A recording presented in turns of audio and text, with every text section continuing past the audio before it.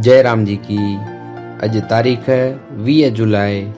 स्वामी लीलाशाह वाणीअ में तव्हांजो स्वागत आहे। अज जो विषय आहे पाप खां बचो।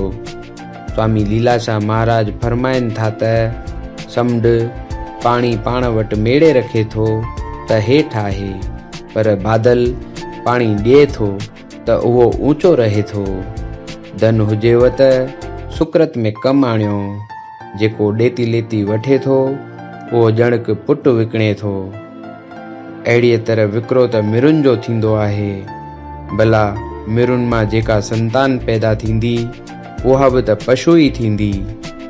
इन्हीअ करे ॾेती लेतीअ रूपी पाप खां बचो।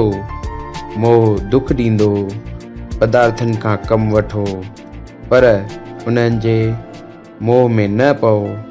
इहे पदार्थ तव्हां इते ई छॾे हलिया वेंदा। जय राम जी की। यज्ञ, दान ऐं तप टे मुख्य धर्म जा अंग आहिनि। जेको निष्काम थी इन्हनि खे धारण करे थो, उन जी बुद्धि अहिड़ी साफ़ थिए थी जीअं गंगा जो जल। जय राम जी की।